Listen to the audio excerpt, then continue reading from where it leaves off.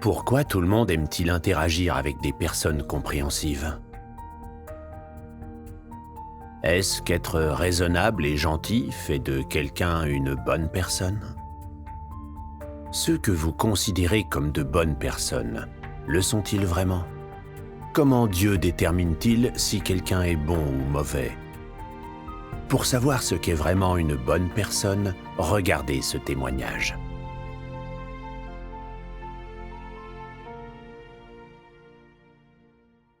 Depuis petite, mes parents m'ont appris à être raisonnable et gentille avec les autres, à comprendre les difficultés des autres et à ne pas être trop exigeante. Ils me disaient que ceci ferait de moi une bonne personne alors respectée des autres.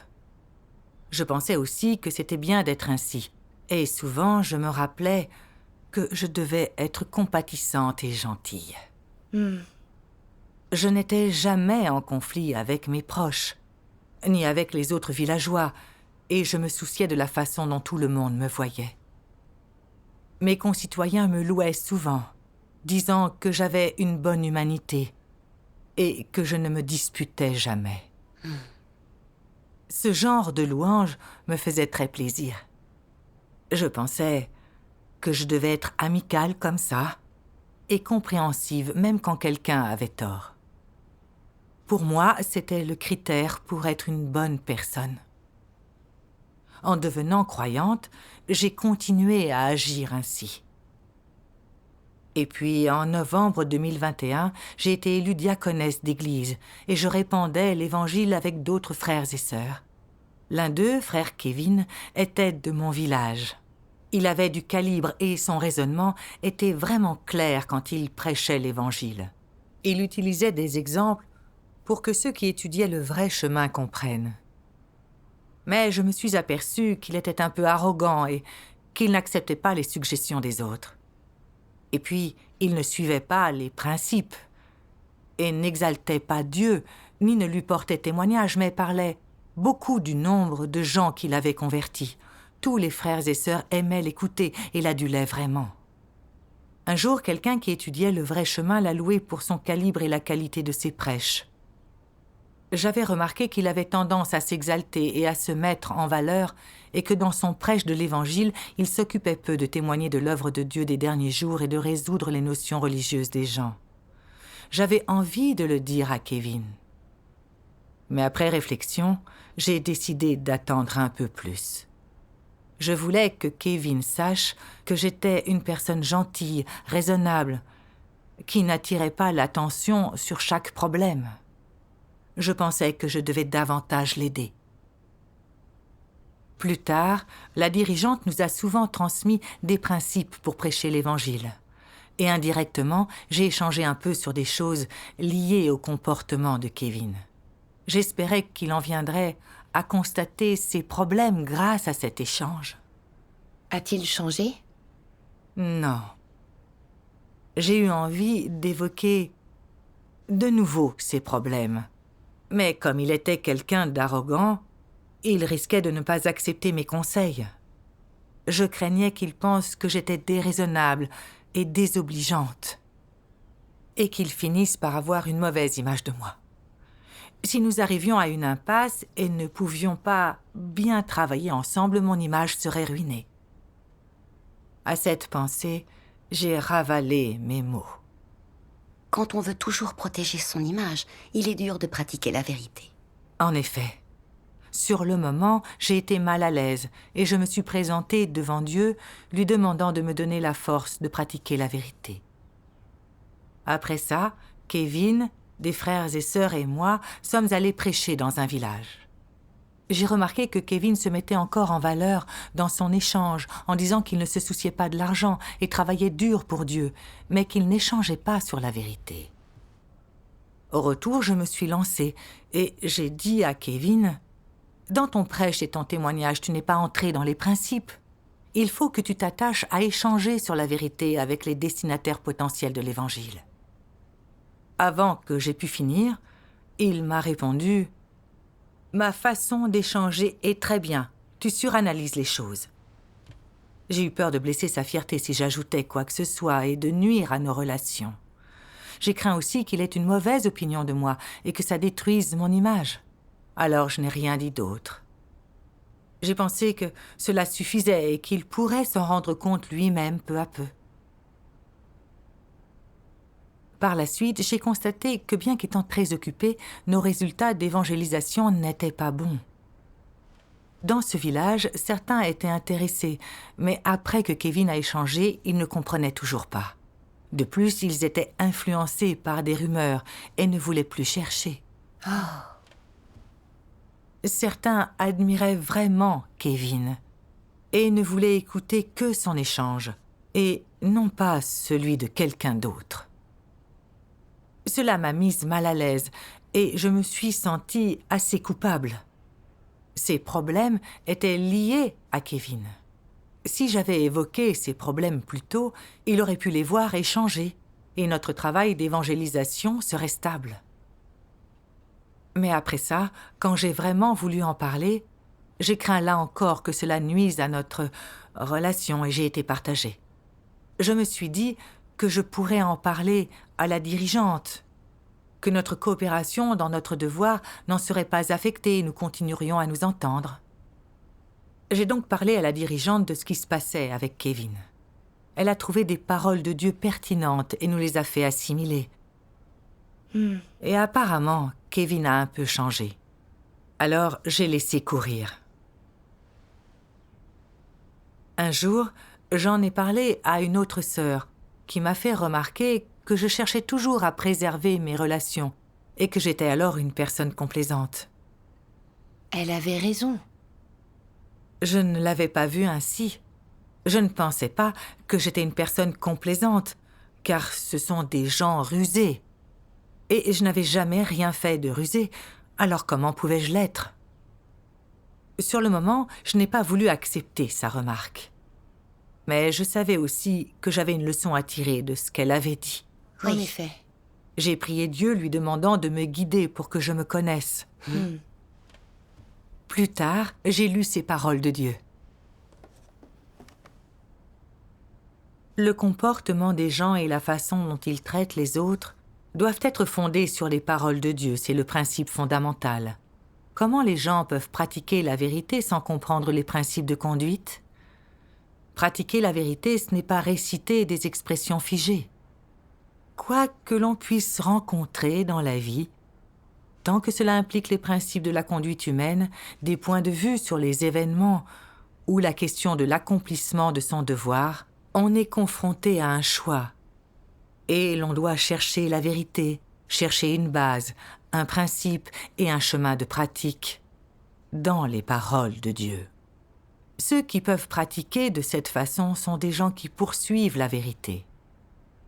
Poursuivre la vérité de cette manière, quelles que soient les difficultés que l'on rencontre, c'est suivre le chemin de Pierre et le chemin de la poursuite de la vérité. Par exemple, quel principe doit-on suivre quand on interagit avec les autres? Ton point de vue initial est de n'offenser personne, mais de maintenir la paix et éviter de nuire à l'image de quiconque, afin que tout le monde puisse s'entendre. Contraint par ce point de vue, lorsque tu vois une transgression, une erreur ou une violation des principes, tu préfères tolérer plutôt que d'en parler à cette personne. Contraint par ton point de vue, tu deviens réticent à offenser qui que ce soit, quelle que soit la personne avec qui tu t'associes, étant gêné par des pensées d'image de toi, d'émotions ou de sentiments qui se sont développés au fil des ans, tu diras toujours des choses gentilles pour que la personne soit contente. Lorsque tu trouves quelque chose insatisfaisant, tu es également tolérant. Tu te défoules en privé, te livres à des médisances, mais tu ne fais pas de vagues et tu entretiens toujours de bonnes relations. Que penses-tu d'une telle conduite?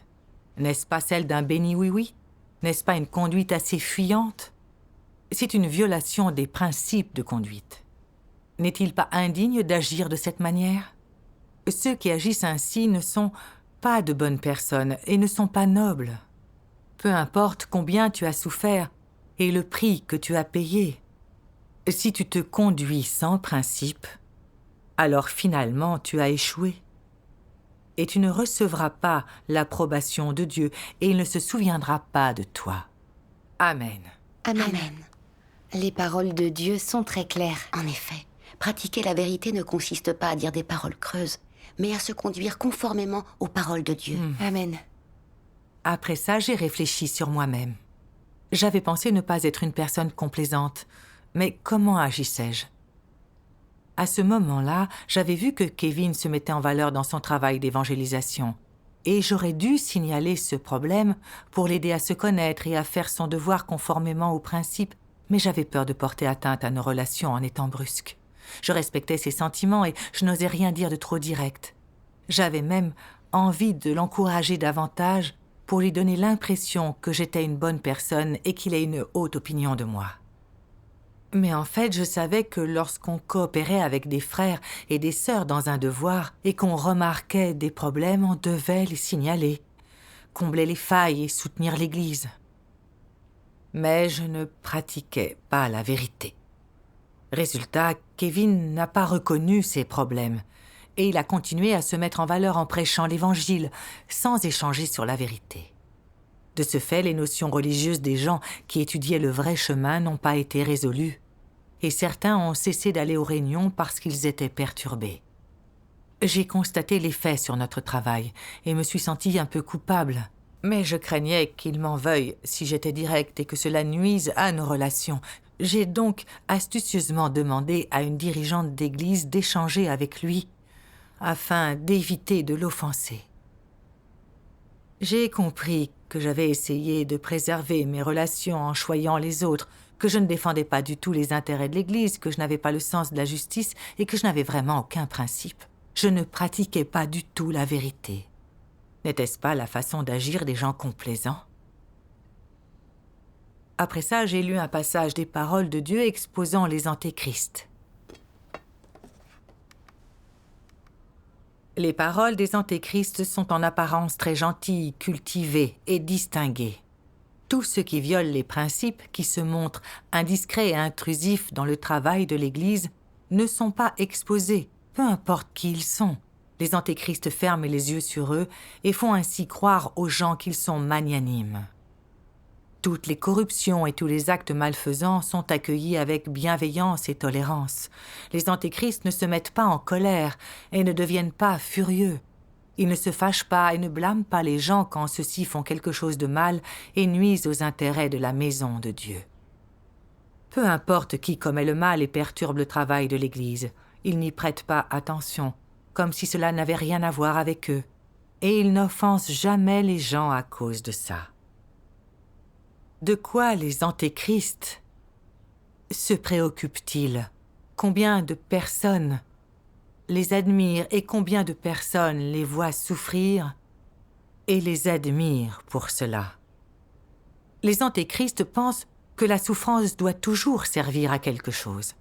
Quelles que soient les épreuves endurées, le prix payé, les bonnes actions accomplies, l'attention, la considération et l'amour qu'ils portent aux autres, tout cela doit être fait devant les autres. Beaucoup de gens doivent le voir. Et pourquoi agissent-ils comme cela? Pour séduire les gens. Pour susciter chez davantage de gens admiration et approbation vis-à-vis de leurs actions, leur comportement, leur caractère. Amen. En lisant ces paroles de Dieu, je me suis sentie vraiment coupable, comme si Dieu était en face de moi exposant mon tempérament satanique. Je me suis dit que j'essayais toujours d'être une personne compatissante et gentille, parce que je pensais qu'en agissant ainsi, je serais respectée et louée, et je plairais aux autres. J'étais ainsi également quand j'accomplissais un devoir avec d'autres frères et sœurs. Je ne disais rien pour exposer les problèmes de Kevin, craignant de porter atteinte à sa réputation et que nous ne nous entendions plus. Mais en fait, c'était pour protéger ma renommée et mon statut. J'utilisais ma fausse gentillesse pour me déguiser et me faire bien voir, pour obtenir des faveurs, afin qu'on pense que j'étais aimante, patiente et tolérante, que j'étais une personne bonne et gentille.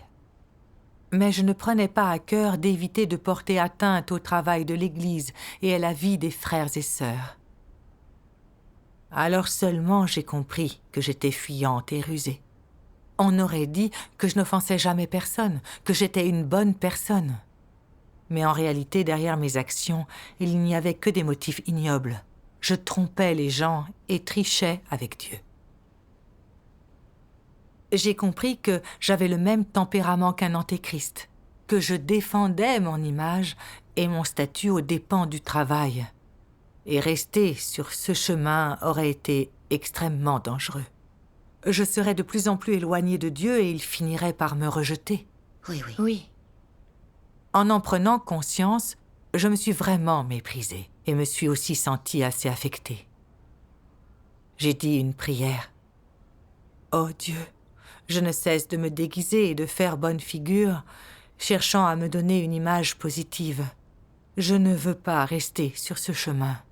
Guide-moi pour que je renonce à mon tempérament corrompu. » Dieu soit loué. Sans les révélations des paroles de Dieu, nous aurions du mal à nous connaître nous-mêmes. Absolument. En fait, j'ai toujours été comme ça. Mais je vois maintenant que ma compassion cache des motifs ignobles. C'est uniquement pour protéger ma réputation et mon statut. En effet. Après ça, j'ai lu d'autres paroles de Dieu. Les humains jugent les autres humains sur leur comportement. Ceux qui se conduisent bien sont justes, tandis que ceux qui se conduisent mal sont méchants. La norme de Dieu pour juger les humains est de savoir si leur essence se soumet à lui ou non. Celui qui se soumet est juste, tandis que celui qui ne se soumet pas est un ennemi, un être mauvais. Que son comportement soit bon ou non, et que son discours soit correct ou non. Il est possible que tu n'aies jamais maudit quiconque jusqu'aujourd'hui, ni rien fait de mal de toutes ces années de croyance. Mais que tu sois incapable de dire la vérité, d'agir honnêtement, ou d'obéir à la parole de Christ dans ta relation avec lui. Dans ce cas, je dis que tu es la personne la plus retorse et sinistre du monde. Si tu es particulièrement cordial et dévoué envers les membres de ta famille, tes amis, ta femme ou ton mari, tes fils et filles, et tes parents, sans jamais profiter des autres, mais que tu ne peux jamais être compatible et en harmonie avec Christ, alors je dirais quand même que tu es mauvais et plein de ruses. Quand bien même tu offrirais tout ce que tu possèdes pour aider tes prochains, ou prendrais bien soin de ton père, de ta mère et de ton foyer. Amen. Amen. Ces paroles de Dieu m'ont montré que les gens évaluent les autres selon la manière dont ils se comportent. Ceux qui se comportent bien sont de bonnes personnes, ceux qui se comportent mal sont mauvaises. Mais Dieu, quant à lui, regarde si la personne suit son chemin. Il regarde son essence et son attitude en matière de soumission à lui. Cela ne doit pas dépendre d'un bon comportement apparent. Non. Les révélations des paroles de Dieu me sont allées droit au cœur. Depuis mon enfance, avec mes proches et avec les autres, je n'entrais jamais en conflit. Même si quelqu'un commençait à se disputer avec moi, je l'apaisais. Les autres villageois me louaient toujours pour ma bonté. Et je pensais également qu'en étant ainsi, je pouvais être considérée comme une bonne personne. Maintenant, il me paraît évident que si je ne semblais pas faire le mal, je n'étais pas honnête en parole ni en acte. Je voyais que Kevin faisait son devoir sans principe et se mettait en valeur, aux dépens de notre efficacité dans le travail. Mais pour protéger mon image de bonne personne, je ne l'exposais pas et ne l'aidais pas, et je ne défendais pas les intérêts de l'Église. Donc même si l'on pensait que j'étais une bonne personne, devant Dieu, j'étais tout de même contre lui et contre la vérité, et je ne faisais que commettre le mal. Oui. J'ai compris que juger si quelqu'un est bon ou non selon son comportement apparent n'était pas pertinent. C'est vrai. Certains semblent faire beaucoup de belles choses, mais ils résistent à l'œuvre et aux paroles de Dieu et les condamnent avec force. Ce sont des malfaiteurs. Je me souviens avoir travaillé avec une sœur. Autant que je sache, elle ne se souciait pas d'être chaleureuse et gentille dans ses paroles. Mais elle pouvait accepter la vérité et chercher à faire son devoir selon les principes de la vérité. Elle savait quoi dire quand elle voyait que d'autres n'agissaient pas selon la vérité. Elle était capable de signaler les problèmes aux autres. Penser à cela m'a inspiré la résolution de cesser de suivre mes perspectives erronées et d'essayer de paraître gentille. Il fallait que je vive selon les paroles de Dieu et que je sois une personne vraiment bonne. Amen. Dieu soit loué. Comment as-tu pratiqué et es-tu entrée ensuite? J'ai lu des paroles de Dieu qui m'ont donné un chemin de pratique.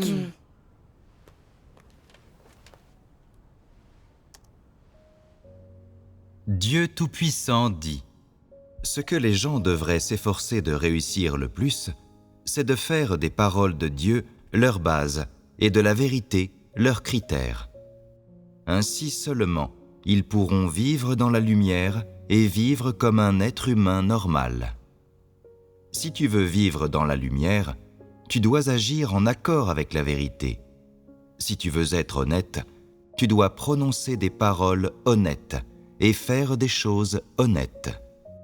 Ce n'est qu'avec les principes de la vérité qu'il y a une base à ta conduite. Une fois que les gens perdent les principes de la vérité et se concentrent uniquement sur un bon comportement, cela donne inévitablement lieu à des trucages et à des faux semblants. S'il n'y a pas de principe dans la conduite des gens, alors, quelle que soit la qualité de leur comportement, ce sont des hypocrites. Ils peuvent être capables de duper les autres pendant un certain temps, mais ils ne seront jamais dignes de confiance. Ce n'est que lorsque les gens agissent et se conduisent selon les paroles de Dieu qu'ils ont un véritable fondement. S'ils ne se conduisent pas en accord avec les paroles de Dieu et font juste semblant de bien se conduire, peuvent-ils devenir de bonnes personnes? Absolument pas. Un bon comportement ne peut pas changer l'essence des gens. Seule la vérité et les paroles de Dieu peuvent changer les tempéraments, les pensées et les opinions des gens et devenir leur vie. Parfois, il est nécessaire de souligner et de critiquer directement les lacunes, les insuffisances et les défauts des autres. Cela leur est très profitable. C'est une aide réelle et c'est constructif pour eux, n'est-ce pas? Supposons, par exemple, que tu sois particulièrement obstiné et arrogant. Tu n'en as jamais été conscient, mais quelqu'un qui te connaît bien vient tout de suite t'expliquer le problème. Tu te dis : suis-je obstiné ? Suis-je arrogant ? Personne d'autre n'a osé me le dire, mais cette personne me comprend. Qu'elle puisse dire une telle chose suggère que c'est vraiment la vérité. Il faut que je consacre un peu de temps à y réfléchir. Après cela, tu dis à cette personne : les autres ne me disent que des choses gentilles. Ils chantent mes louanges. Personne ne me parle jamais franchement. Personne ne m'a jamais signalé ses lacunes et ses problèmes. Toi seul as pu me le dire, me parler franchement. C'était tellement formidable. Cela m'a été d'une grande aide. C'était se parler à cœur ouvert, n'est-ce pas?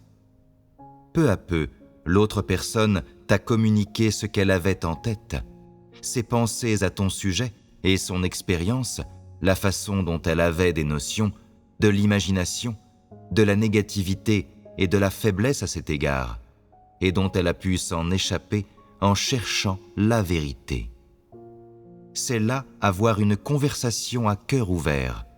C'est une communion des âmes. Et quel est, en somme, le principe selon lequel on parle ainsi? C'est celui-ci. Dis ce que tu as sur le cœur et parle de tes véritables expériences et de ce que tu penses vraiment. Ces paroles sont les plus bénéfiques pour les gens. Elles subviennent à leurs besoins, elles les aident, elles sont positives. Refuse de dire ces fausses paroles, ces paroles qui ne profitent pas aux gens ni ne les édifient. Cela t'évitera de leur faire du mal et de les faire trébucher, de les plonger dans la négativité et d'avoir un effet négatif.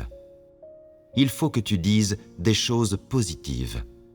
Tu dois t'efforcer d'aider les gens autant que tu le peux, de leur faire du bien, de les sustenter, de produire en eux une vraie foi en Dieu. Et tu dois faire en sorte que les gens soient aidés et qu'ils y gagnent beaucoup. Grâce à ton expérience des paroles de Dieu et de la façon dont tu résous les problèmes, et qu'ils soient en mesure de comprendre la voie de l'expérience de l'œuvre de Dieu et d'entrer dans la réalité de la vérité, ce qui leur permettra d'entrer dans la vie et de faire grandir leur vie. Ce qui est tout l'effet de tes paroles chargées de principes et édifiantes pour les gens. Amen. Amen. J'ai trouvé dans ces paroles les principes pour bien me conduire. Nous devons être honnêtes selon les paroles de Dieu. Quand on voit les problèmes des autres, il faut en parler et les aider, ce qui peut leur être profitable. Nous devons soutenir le travail de l'Église et être des exemples pour les autres. Oui. Dès que j'ai compris ce chemin, j'ai voulu mettre la vérité en pratique pour parler franchement avec Kevin de ses problèmes. Je savais que c'était pour qu'il puisse corriger son attitude vis-à-vis de son devoir et découvrir son tempérament corrompu et les lacunes dans son devoir. C'était pour l'aider. Oui. Alors, je suis allée le voir, prête à aborder le sujet avec lui. C'est alors que je me suis de nouveau inquiétée de savoir ce qu'il allait penser de moi. Mais j'ai pensé que depuis peu, je ne pratiquais pas la vérité, ce qui nuisait à notre travail, et je me suis sentie vraiment coupable. Je savais que Dieu examinait mes pensées et mes actes et que je devais être une personne honnête. Je ne pouvais plus protéger mon image et tourner le dos à la vérité. Oui, certes. Cette pensée m'a donné le courage de renoncer à mon tempérament corrompu et de parler sincèrement à Kevin de ses problèmes.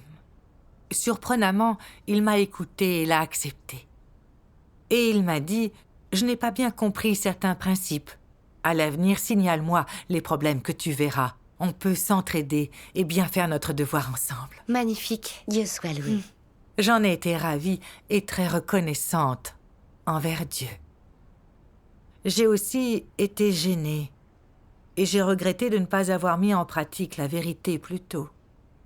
Si j'avais abordé ce sujet avec lui plus tôt, nous aurions pu améliorer plus vite les résultats de notre travail et il aurait pris conscience plus tôt de son tempérament corrompu. Oui. C'est vrai. Je me suis alors rendu compte que pratiquer la vérité est bénéfique aux autres, à soi-même et à son devoir. Maintenant, quand je vois les problèmes des frères et sœurs, je les signale de manière proactive car je sais qu'en agissant ainsi, je pratique la vérité et les aide. Oui. J'ai aussi constaté que vivre selon les exigences de Dieu et faire les choses selon la vérité était le seul moyen d'être une bonne personne. Dieu soit loué. Dieu soit loué.